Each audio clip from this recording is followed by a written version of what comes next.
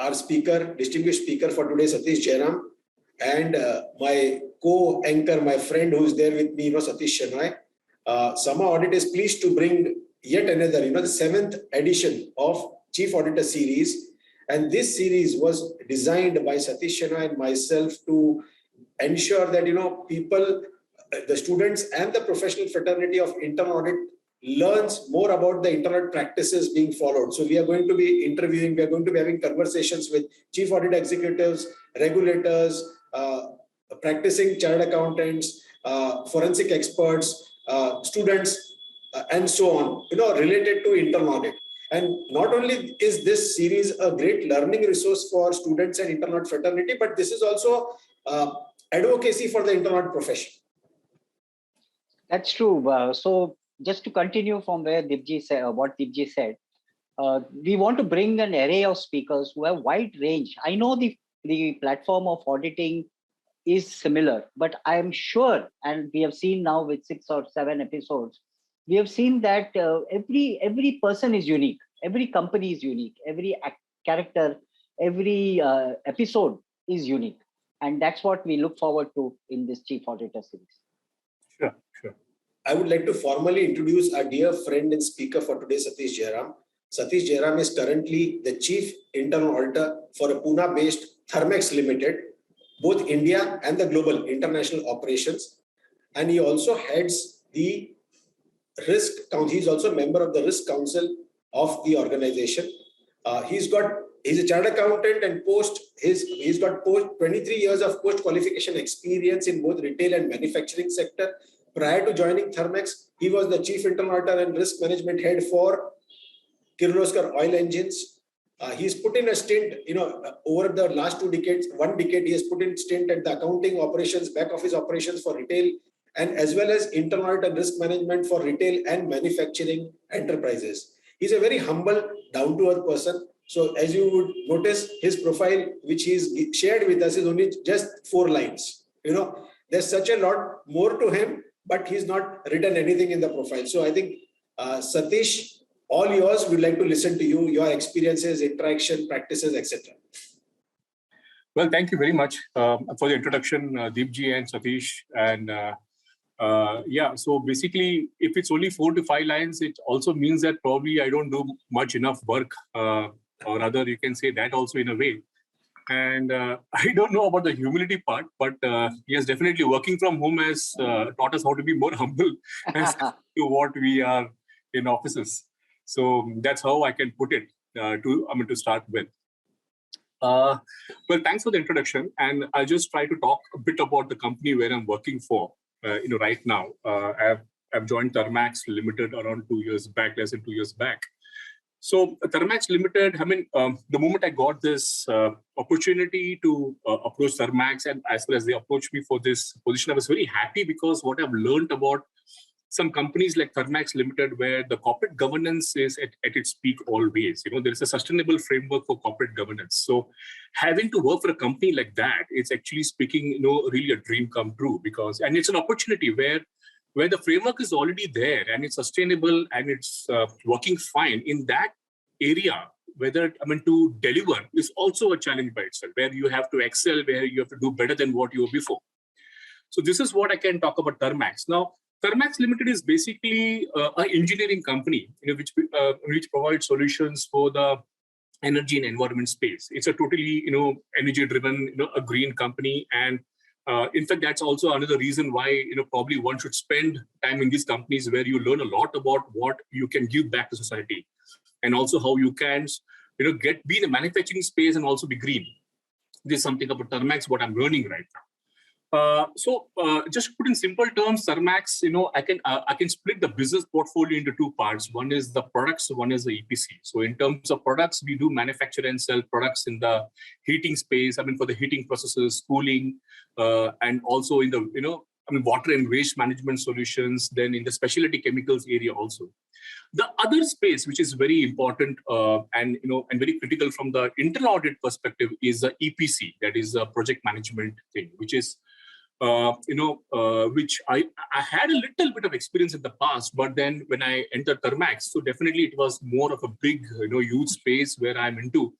where the entire project management, in fact, it actually sort of forces internal audit to go to a very high level in terms of delivery, understanding, and everything.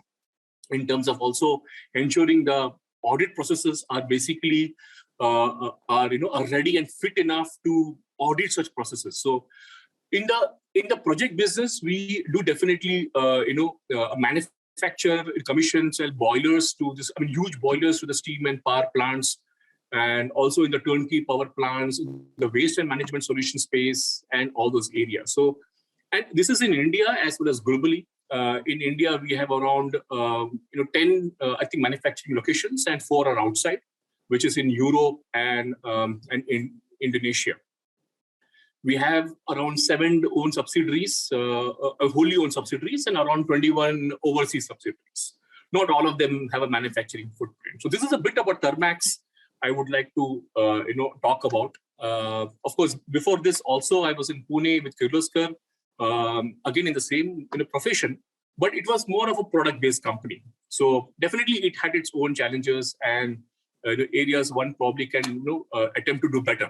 But it was more of a product-based company, and also it had its manufacturing locations in Pune itself. So definitely in terms of the switch to Thermax has been a great learning curve, and of course it is still a learning curve for me, in spite of, especially when I've entered Thermax in the COVID times.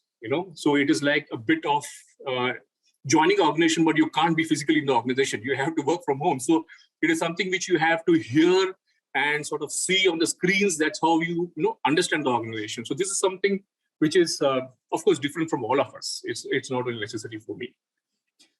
This is about the organization where I am in right now. About myself, almost been a career internal auditor, because nowadays definitely the discussions are more around whether a person wants to be a career internal auditor or not. So I guess I started off as an accounting professional and worked across a few companies, and then got into audit.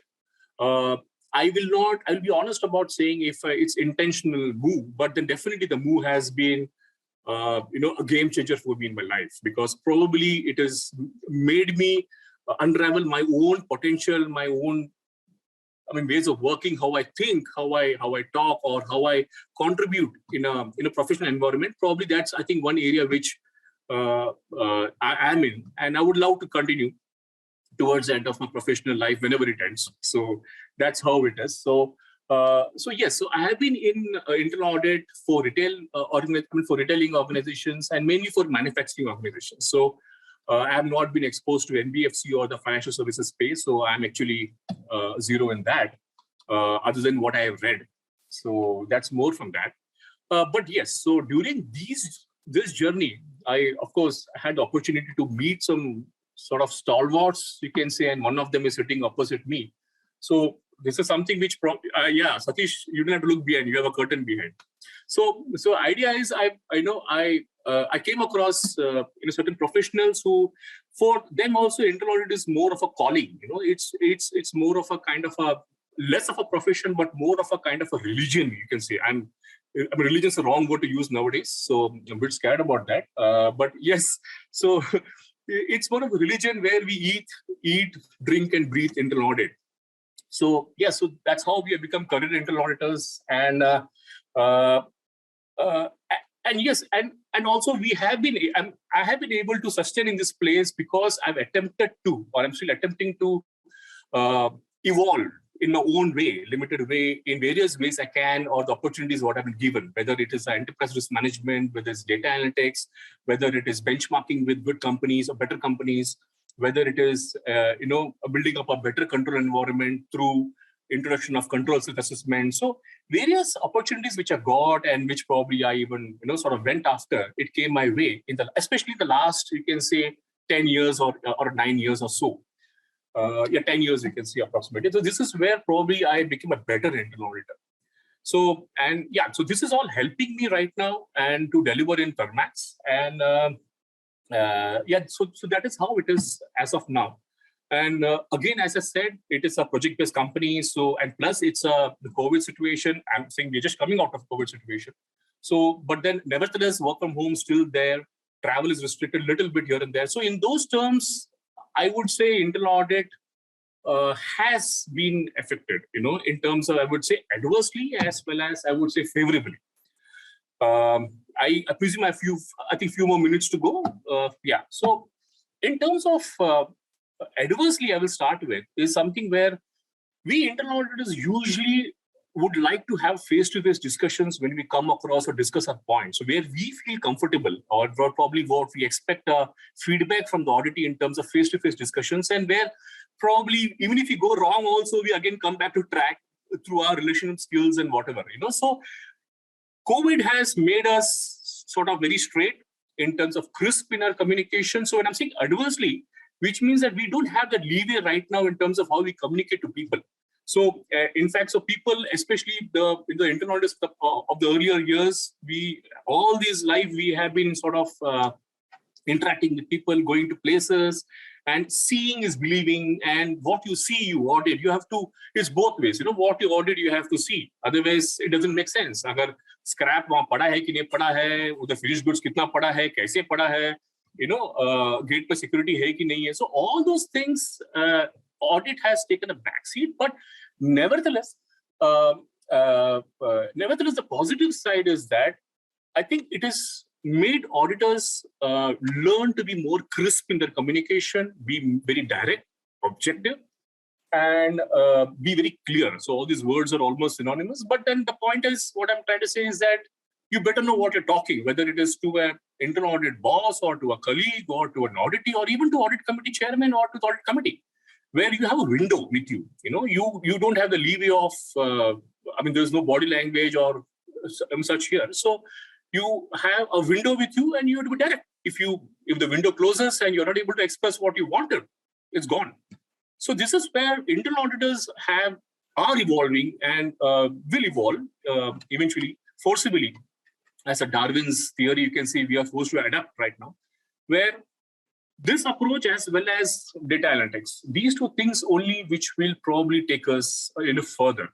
So the internal auditors of, now I'm going a bit away, is that internal auditors of tomorrow who now enter our scene, and hopefully I see more internal auditors coming our way, is where I see that this attitude has to be built in the way they do internal audit, where short, crisp, communicate, direct, learn to talk to people on a call, which means you have to be very clear about your objective of a discussion. No going around here and there and talking about the weather or whatever it is. You have to be very clear. The root causing, all those basic things, which is condition, criteria, cause, impact, root cause, yes, sub kuch you have to be very clear about it. And also sort of learn to live with data, use data, and that's the only way you can sustain. So this is what I see as a journey for me also, internal audit has been. So, and of course, so it has made me a better internal auditor, or it is making me a better internal auditor. And of course, out of force or whatever it is, but it is the way it is right now. So this is I see, and of course, those days are also gone where we meet our colleagues also, even internal colleagues also, over meetings and chai and in those sessions, in those good hotels and all. But now everything's gone out of the window, and we have to now restrict our knowledge sharing also over a screen. So, so the whole, the paradigm shift in terms of how we approach, we think, we do audit, everything has changed. So I think internal audit is a very huge, both a benefactor as well as adversely affected in terms of all.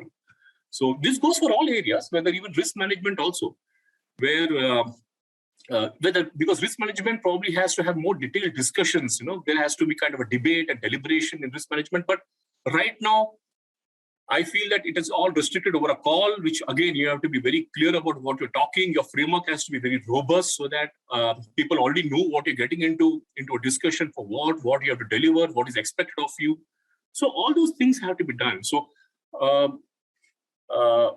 again, one last thing, what I would say is right now is this scenario has actually forcing internal auditors, even not even heads, even the juniors or the departments to start working as per a framework, as per a kind of SOP, as per those days of subjectivity is gone. So we need to have a documents or data analysis in place. We need to be very clear about what is the objective of this audit point. Does it really matter? So those things have to come out, and even the opinion has to be now shared over a screen. So which means you need to be very clear whether are you basically happy with the process or not. So the whole thing is something which has to be framework based. It has to be kind of, you need to be sort of in a way be more prepared for meetings now, whether it could be audit committee or a simple meeting in a discussion with anybody. You have to be more prepared now. So, you can't look at a colleague in a physical meeting and saying, Abhi tu aage leke ja discussion ko. No, you can't do that now. No, you have to be very clear. So I'm trying to be as, pragmatic or simple in my talk and trying to say this is where we are right now. So this is something which is, so I hope I have not been too micro or probably too kind of ambiguous here, but this is where I see internal audit going or is probably already there. Wow. So that was a wonderful synopsis of what you have been doing, what you have learned, your journey in internal auditing, which is very exciting. I think it's close to 25 years, as I heard Dipji say, and your brief biodata probably also said that. I'll touch on the point that you spoke right at the beginning. You said that corporate governance in your present company, and let's not worry about Thermax or wherever, we are talking very general. So you said that you have worked in organizations where the corporate governance is at a very peak. Now, that's good and bad both, if you ask me, because I worked in both. I mean, I worked in companies where the corporate governance has been good, and somewhere where it needs some kind of improvement. According to you and your experience, which of the two you find more difficult? Where corporate governance is at its peak, or where it's not right up there? Well, I would definitely go for a place where corporate governance is at its peak. It's like saying that if there's a lot of issues in the company, then it's fun auditing it. I don't think so. That probably should be the criteria for entering into a company, because the point is that you will not know where to stop and where to start from and what to do. So the idea is, working in a company like where I'm working right now with a high corporate governance, in terms of seriousness and in terms of effectiveness, what happens is it makes us a better individual professionally as well as, personally also. And in that scenario, again, as I said, I'll repeat, delivering is something which probably makes us much more stronger and more challenging for us. So I would definitely, prefer to, work. So when I'm saying prefer, it should not be misconstrued as my earlier company was not high in corporate governance. No. So what happens is that corporate governance, I'm not saying it's subjective, but the way we look at it from company to company is different. So probably in some companies, you can visibly see how they walk the talk. There's something called tone at the top, which is quite visible because probably the number of meetings is very high, and then the objectives are translated down the line. It's actually percolated down the line, and the culture is inculcated in every person, how we walk and talk and how we speak. So in those cases, it differs from company to company. That doesn't mean that a company with a lower corporate governance framework, I'm saying everything is wrong there. No, it's probably the way they want to do it, so it doesn't mean at all, because they may have compensatory controls. There may be other ways of looking at things, how they can be more stronger. So that's what I'll just clear the air there. When I'm saying is I'm in a company, because out here I can sort of see it because we walk the talk. When I'm saying we means I'm talking about senior management, which is above me actually speaking, which actually they walk the talk. They actually sort of breathe and speak about corporate governance. And this is very visible in terms of written communication, in terms of verbal communication, in terms of activities. So where, we talk about values, which comes before the promoters. I mean, it's very simple as that. And if you are put in a situation where you can just pick up a call to a senior person and say, this is where things are going wrong, can we correct it? So that is the kind of high any internal auditor would like. So rather than probably put into a report and send it and wait for 15 days. So this kind of practices, if it's there, it makes me a better person. So which of course, so that's the reason why I would, anybody would prefer, I think, is to how you probably should look at such organizations where the corporate governance is probably in terms of visible, in terms of whether how you see it, how you do it. Yeah, so, definitely, Satish, because then our task becomes that much more onerous, because we have to always be at our own peak, which is good. Absolutely. Yeah, Devji.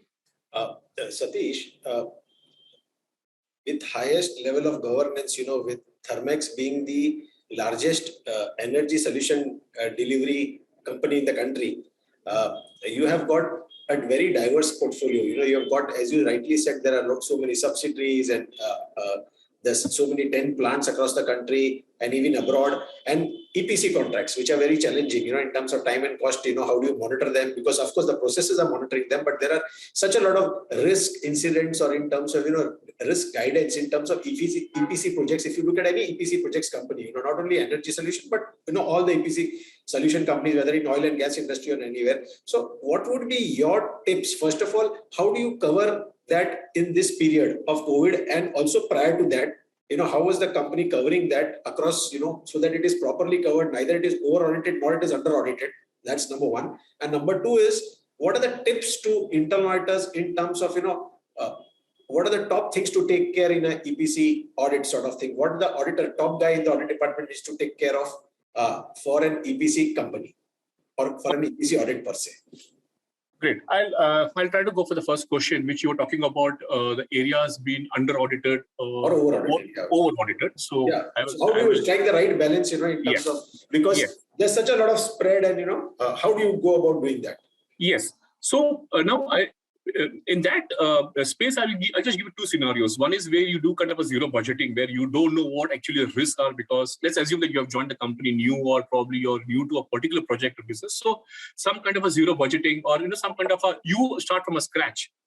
Now that is again kind of risky, because that's very time consuming, and then you're again reinventing the wheel, which probably the audit may not like. So what happens is that before you get into an audit plan, which should not be over audited or under audited, whatever, there is a very important need for getting into discussions with the project heads, with the relevant stakeholders, and see what areas I'm getting into, look at the past reports.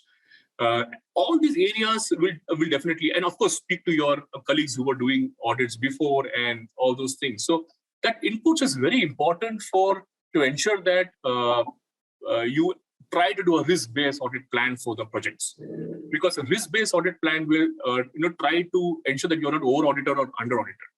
Again, why I give these two scenarios, because probably if you're new, then there's definitely a chance where over auditing will happen little bit, because let's say if I've joined a company, it's example, and I'm new. So even if there are some areas which is not audited, definitely I will feel, isko ek baar main audit karta hu, dekhta hu kya hai ki nahi. Then I will revise a new, my risk-based audit plan. So hopefully, I hope these central audit heads are not changed every 2 years. Otherwise, the risk-based audit plan will go on changing every 2 years. But the point is, there will be chances of over-auditing. Under-auditing will not happen, because you have a good support system in terms of the past audits. You have people to talk to, and basically some experiences there with you, however limited it is or whatever, but it is there with you to know which areas should be audited in a way. So over auditing will be there probably, and you will face a wrath for that from the auditors, but under auditing may not happen. Hopefully, it should not happen logically. Which takes me probably to answer your second question, where in terms of which are the probably top 5 areas. So when it comes to the identification of the top areas in EPC contract, I would directly do a kind of a walkthrough with the project person, not necessarily the head of the project, or with anybody. And walkthrough, which means basically as if you are, virtually going with him on the shop floor and seeing what happens and coming out, which means directly talking about your walkthrough. It should be a ERP walkthrough, as well as it should be a kind of a process walk. It should be also include business aspects and some basic things like control aspects. So walkthrough should be as good as, should be not like the CBI interrogation, but should be sort of more like, I need to know your business better, because if I need to audit you. So in those areas, to directly go from what are the business plans, I'm not trying to be sort of talking very, high funda, saying that we need to look at business plans and start from that. No, what I'm trying to say is get the information as to what orders we are looking for in this particular area, which means the process starts from the order management. I get orders for my EPC from people. So how do we get orders? Is it through, auction? Sorry, is it through tendering business, or is it through the kind of a negotiation? However it is, we start with that in terms of what are the processes for that. And once we get the order, Then we look into the, see, we would have given a proposal at the beginning. Once we get the order, probably we have to revise the proposal again because they would do something which the client may not want or whatever it is. So it's quite possible the our specifications may change. So we go into project proposal stage. Then from the proposal, then you look at the documentation. So I would say the first step is the way we get the orders, the way we negotiate, the way the entire sort of tendering business happens. Yes, of course, out here experience plays a lot because you need to know how these processes function. Otherwise, there's a risk that you might just touch the tip of the iceberg and come back and you will not find much. So you may need to, and there could be some areas where there be confidentiality here, costing, cost sheets. Many companies will not allow. So if any auditor feels that I'm going to literally threadbare look at everything and come, I am not sure about that. Okay. You need to know where to start, where to stop. You need to look at more of processes and controls rather than what is the margin, what I planned for. I don't think so. Get into it right now. This is my personal, this is my professional view. Okay, whether we are 10% margin, 2%, we have business heads for that. We have, strategy committees for that. We have seniors for that. So let's get into areas where how do we make cost sheets which probably help us to negotiate better. So do we have cost sheets? Cost sheet में क्या है?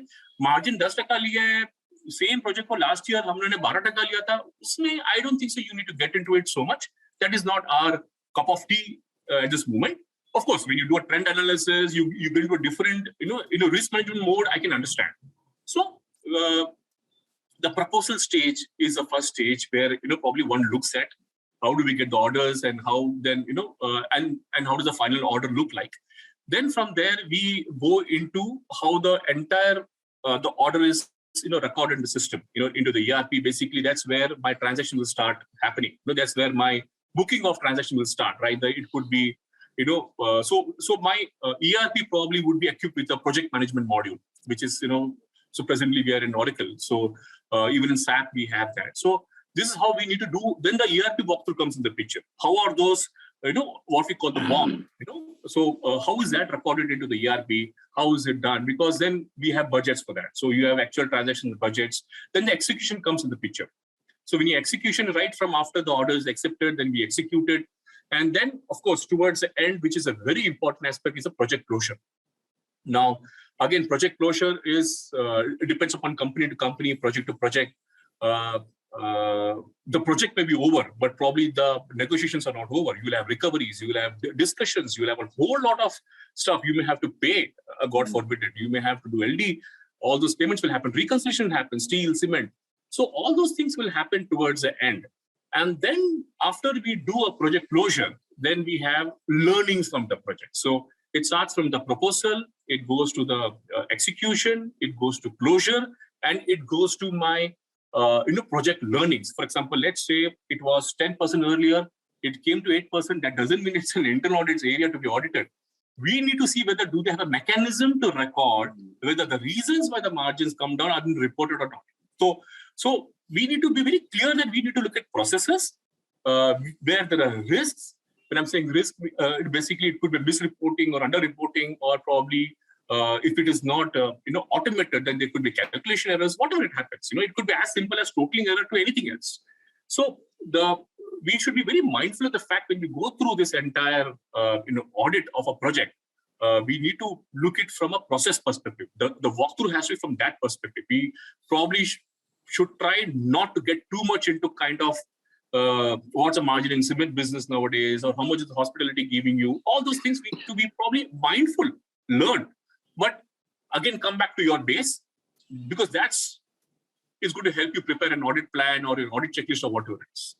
So there are different ways how we can audit. Either you audit them separately, which I've seen companies who audit, in this quarter, I will do project proposal only. In one quarter, I'll do project execution. In one quarter, I'll do project closure. So you can do that, or you can take up sample projects and do one entire cycle. Again, there are sort of, pros and cons, whether which one you want to take, because if you take them separately, it's quite possible you may not be able to link the project, how it's gone through its life cycle. At the same time, if you do it together, your sample size comes down and you will be restricted to certain projects, what you choose. Depending upon a risk, criteria, what you choose. And yes, so the length of the audit goes more, which means you need to know how to come back on track or come back to the base, because it's quite possible you can go all across the space. And I would be wrong if I say we don't do that. We also definitely have to be mindful of the fact that we need to sort of come back to the base or come back on track how we are auditing that. So it's quite possible. So this is how I would look at it. I hope I've answered your question. Sure, absolutely. It really took me back to my L&T days. Yes. I remembered about L&T. I remembered about jaunty roads as well, because jaunty roads used to make difficult catches look easy.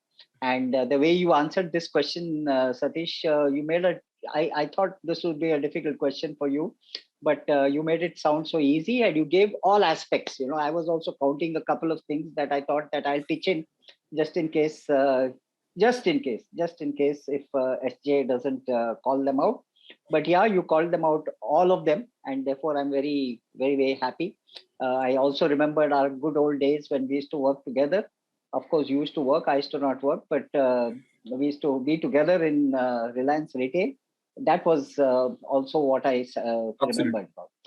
Coming back to the preponderance of the type of industry that you are in, like you have got products, you've got EPC, all on the engineering space and things like that.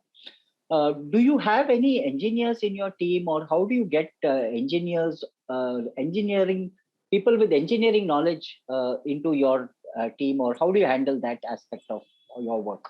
Yes. So what we have, so we follow a co-source model of audit, where partially our audits are in-house, which has to be I would prefer, I professionally think a good amount of audits has to be in-house, and part of the audits are outsourced to an audit firm. We are in the process of restructuring the entire audit team. So, but we have engineers with the outsourced teams. See, basically, because we would not want to start off, when I'm saying starting off, basically when I'm saying restructuring, we don't want to get them in too early, because I would need to understand how to handle them in terms of, because I used to work with them in the past in a company called JSW Group, where we had engineers, mechanical engineers rather, who was part of the audits. And that was a really great thing, because my audit report became richer. And I was, of course, made to look better. Like as simple as how you, how much fly ash gets evaporated. It goes out of your cement when you transport them by tank, sort of those by trucks and all, the percentage of fly ash, and basically the water transmission goes through pipes. What is the measurement? What is the calibration of the meters? And all those things sort of we look like heroes in understanding. It's very English, but the point is, when you go down to the level of how have we seen it, these engineers help us. So this is something which I enjoyed their presence in the past. Here in my team, there are not any, but in the outsourced teams, we have engineers who basically support the audit in that way. So this is something which is there. Yes, looking forward, I would love to have engineers on board, but then I think probably we should be ready for that. It's very easy to get an engineer in place, especially those who are really have a hunger to do audit and look into various verticals. At the same time, one needs to be mindful of the fact that there are enough kind of utilization has to happen. Otherwise, these are all engineers who have a different mindset. So if the learning is not so steep, it's quite possible they might think otherwise. Unlike us, that so we are not as kind of you can say in terms of yeah, true. Because even even in L&T, when there were engineers in the team, instead of the chartered accountants learning about engineering, the engineers started talking about ModVat and SENVAT and things like that. So yes, that is one issue. That's because the numbers of chartered accountants were far, far higher than the engineer. And also, once the engineer is onboarded in the team, he requires work 24/7, which might or might not be done. So I think the co-source model is a good thing. You could also look at guest auditors, maybe, over a period of time. Yes. You could, of course, take this discussion offline, but that also could possibly, help you to achieve your goal. We did this successfully when in L&T. So I just thought I'll add to your answer for the benefit of the viewers. Yeah, of course. I agree to that. Again, why I didn't mention it, because we are, again, not yet to be very honest about ready for guest auditor concept, because there has to be a framework for that. So I'll be very clear that I tried to get it done in one company, but probably it didn't work out much, because what happens that the saleability of the department, how you are looked upon by other people, positioning, and also the tone at the top. So because usually these engineers come asking their bosses ki udhar jaun kya, wo assignment loon kya. And what happens that, you have a very close family here. So, it's quite possible that one engineer from one department definitely going to other department to audit. So these are all very and what happens to him after he completes his stint here, whether his position is there or not. Yes. So the recognition, I think so recognition has to be very serious about it. So it can't be recognition saying that thank you very much, see you tomorrow on the shop floor. It has to be recognition from the top, because he or she would like to put in their resume saying that they helped doing this, so there has been recognition, official one. True. So hence I didn't mention, because it's too premature for me right now. True. I agree with you on this. You mentioned, Satish, about the 5C. You mentioned about your reporting being crisp and, the communication has to be clarity. So can you just throw, for the benefit of the viewers, can you just throw light on the 5C? Can you explain that and just explain how do you report and how the crisp communication and reporting happens, please? Yes. Okay. So as probably everybody, of course, everybody knows about it. But what I still see that it still happens where even if a person knows that in the audit report you have to have the C's and the one which is R, which is a root cause, or you can say. So, but still during the course of audit and till today, I see people who generally don't adapt to this. I'm not saying they don't want to, but definitely, ultimately, you do end up getting a report where a root cause is shown as observation. Observation is shown as a root cause because of the mere English how you use it. So, let's say double payment has happened. Now, in a double payment has happened, it's if you ask a typical auditor, he will say, "Arey, ho gaya double payment. Abhi kya ho gaya to ho gaya. Abhi thodi pe. Today I came with the agenda that I will do a double payment. Ho gaya." But when you want to go and tell an audit committee or any senior person why the double payment happened, is it because ERP didn't tell you that, boss, this is a double payment which is going to happen? Do you still want to go ahead with it? Or did the ERP allow you or didn't allow you? Or was it merely oversight? Or was it merely something which you can't avoid because you did get an invoice with a different number, which the ERPs, again, it's like a GIGO, right? So I'm saying GIGO as well as information now. I don't necessarily mean garbage, but after all, so one cannot guarantee. So this understanding of these concepts has to be very clear, which you have to apply even from as simple cases as double payment to directly to a project-based business. In some cases where you are not aware of the root causing, don't mention it. I don't know. Yeah. Let the auditors say why it happened. So not necessarily you have to fill in the blanks. So when I'm talking about the reporting, one need not general and follow a format where a condition has to come first or a criteria has to come first. But definitely these aspects should be there in a very consistent manner across all your points in a report, so that a reader who's definitely not part of the internal audit, who doesn't know the internal profession, should know that I'm first reading what should happen or what actually did happen. And the risk should come saying that, okay, this happened, but hua kya lekin? Aage ultimately kya ho gaya? And also we should be bold enough in saying that, yes, we did a double payment, but by evening, the money came back. So, we should be very clear about our, not just saying that, yes, everything went hunky-dory, but yes, we did a recovery and we got the money back, which means there is a good amount of monitoring happening in the system. So the condition criteria comes, then the risk impact has to come out, because whatever you say, if there is no risk, I'm not sure why you want to report. As simple as that.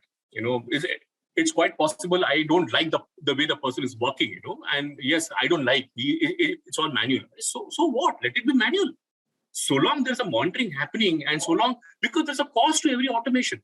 There's a cost to everything. There's a cost to a control. So you need to be very clear that the risk has to come out very clear. And then the root causing has to happen. Root causing is the most important part of an audit observation. It's very comparatively easier to put a condition criteria. Risk also probably will come out with the experience, but root causing you should be as bold enough as saying that, yes, it's an oversight. So we had cases in the past where we reported, we just used one word in the root cause column saying oversight. It happened. That's it. So what happens is that then the way a person sees observation, he or she, should they spend sleepless nights? Should they wake up and, saying, oh my God, everything is wrong? Or should I say, oh yes, this went wrong? No problem. It's not a recurring thing. So the way you want them to react is the way you should report. Simple as that. So if you feel that on a small observation, you expect them to have sleepless nights, no way. So this is something then, it will go on to the end of sensationalizing the fact. There is a fear of you're sensationalizing because you want to make your presence felt, you want to be known. So observation has to be, as I said in the past, direct, simple, crisp, objective. It could be one-liners, two-liners, no problem. It doesn't have to be narrative as much as possible. In fact, I see during these times, post-COVID times, your observation, I would see they are sort of coming down in terms of size and in terms of that, but it's more of impactful. And then, of course, the response, which is very important because the response shows credibility of your observation. So the response should be, in a way, bifurcated between, as what we learned in the past. Satish, you would know that So is that preventive and corrective action plan? As simple as that. Preventive means, corrective saying that this is what is corrected as of now, which means that there's a credibility to the observation, and the corporate governance is very strong in the organization. They have sort of rectified it before it even went to the seniors. That it shows that it's implemented, and that shows good governance, because the auditor has said the double payment hua, but by evening or next day the money has come back. So there's no corrective action plan, but preventive will be there, saying that we will try to see what controls we can put in ERP or whatever it is. So the response shows credibility to the observation. It shows how the auditor respects observations and all those things. If you feel the observation is something which is more, let's be honest about categorizing them as OFIs, opportunity for improvements. It's quite possible they may not be control gaps, but there could be better ways of working. Let's be clear about it. Categorize them as OFIs, opportunity for improvements, where the auditor will decide whether they want to implement or not implement. So what happens, and you also build credibility in your audit report saying that, yes, these are the top 3-4 points are really audit points where I need to do it, but there are a few other points which the team has recommended. Why don't we look at that? So they might actually take it very, sportingly, and they will say, okay, let's talk to the IT and see how we can get this done. So the entire C's, when I say, it's as simple as you need to be direct, crisp, objective. As I'm not saying short as possible necessarily, but if it is shorter, easy to understand, fine. It should try to make it into one slide, the once upon a time thing should not come in your observation. Once upon a time there was a king and a queen. I don't think so. During these times, anybody has got. So that Three Idiots mein jo dialogue hai, "Are tum kehna kya cha rahe ho?" That sentence, if it comes from anybody, any stakeholder, you should understand that your audit report requires revision. Right. So that should not happen. So the dialogue should not come. Boss, what are you trying to say? I'm not understanding. Gaya. Then you have lost a credibility of what. So yeah, sometimes it might come as a mischievous thing also, because they don't want to understand the observation. On the lighter note, I would say that. So then you have to really gather your swords and be very aggressive about it. But the point is, generally, if they understood, well and fine. That's it. So this is, I hope, I have tried. Sure. Just to add, I think just for the point of viewers, you have been bang on, target. But just to clarify, the 5 C's is also followed a lot by the governmental auditing organizations, around the world and even in India. So the 5C would stand for criteria, condition, cause, consequence, and corrective action. And as you have rightly explained, the criteria and condition could be opportunities for improvement, which you talked about. You have talked about the cause, which is, has to be root cause, which has to be really bang on again, as you rightly discussed, so that it stands, in front of the auditee and for anybody to, it's not open to any questioning then later on. And of course, the consequence has to be, you can again have classifications for consequence in terms of severity or moderate or low or whatever it is.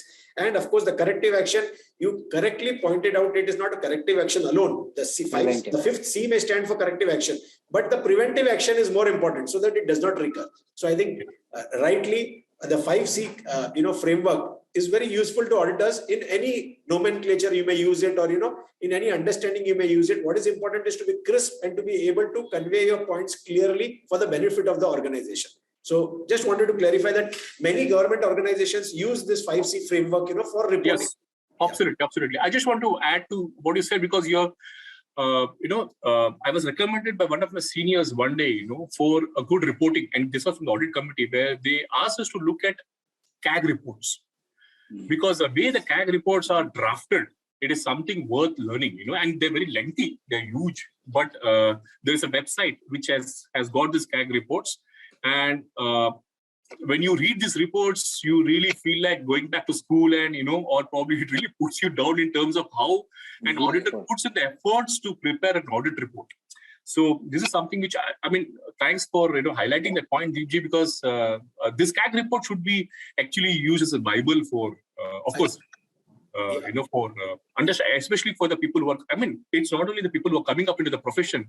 Probably as refreshers for us also, it's very important because we also probably tend to forget down the line these concepts. I think, Satish, just to add to what you rightly said, CAG reports are written in such a fashion because there is a lot of accountability and responsibility for each auditor there. So they are very, very particular about each word that they mention in the report. And these reports are also available at www.icisa.org. If somebody is interested, they can go. It is in public domain. Yes. ICISA stands for International Center for Information Systems Audit, which is there at Noida. And there's a train information systems audit from CAG and from around the world. So, India has taken a lead where they actually train information systems audit from across the world. So people can log on to those because they're public, they're in public domain. They are placed before the, parliament, you can say. Ultimately, it's the government of India report. So, and they're very nicely drafted. And of course, they follow the 5C concept very clearly. They may not state that clearly, but they follow that framework. Absolutely. So that everything is there in place properly, in a proper fashion. Absolutely. Wonderful. So this was an amazing discussion. We've spent 45 minutes, but I will say we have invested 45 minutes. Lovely conversation. I loved the way you started with the corporate governance at its peak, and you are at your peak when you have explained all these concepts to us. The distinction between product business and an EPC, and the fact that you need to do it simultaneously. You could be doing one audit, overseeing one audit in for the product business, and at a later time you could be overseeing an EPC business. Manufacturing companies, manufacturing installations in India, outside India, main companies, subsidiaries. So there's so much of duality in the role, but you all need to get it together. And I'm sure that, you're doing a great job. I also appreciate your very bold view on the career auditor. I think this is a topic for discussion, which is going on in lots of WhatsApp groups and a lot of other forum of internal auditing. Whether you need to be a career auditor or otherwise, but I love the way you very, very boldly opened up and said about it.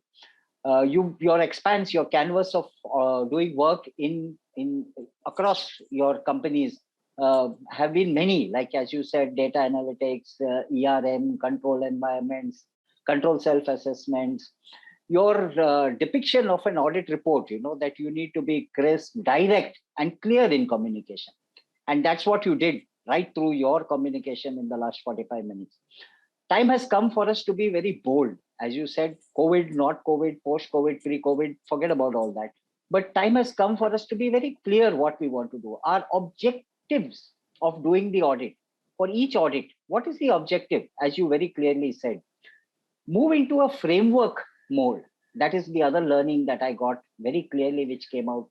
And this is something that the youngsters should be able to take home, that we must work within a framework, and we have to learn to live with data. I like that particular line, and I'm quoting from your talk only, that all of us must learn that we must learn to live with the data.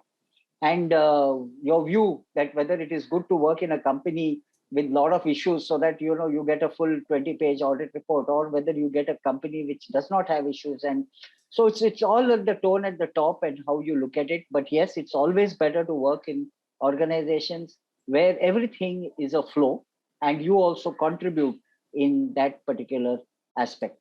Your view on the way you explained the EPC contracts, I think that was a great takeaway for I'm sure lots of people who are doing EPC audits, and that is the beautiful thing.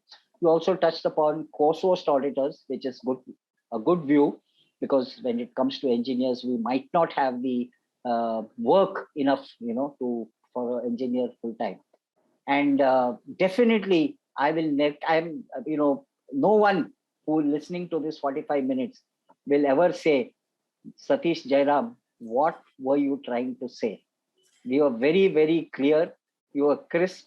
You were, what was the third thing? You said you were very clear in your communication. So we have understood it all. And with this, I would like to end the Thank you. Thank you very much. Thanks a lot, Satish. Thanks. Thank you, Dipji. Thank you, Satish, for your time. Thank you. Thank you for listening. Thank you. Thank you very much. Be safe. Thank you. Bye. Bye. Bye.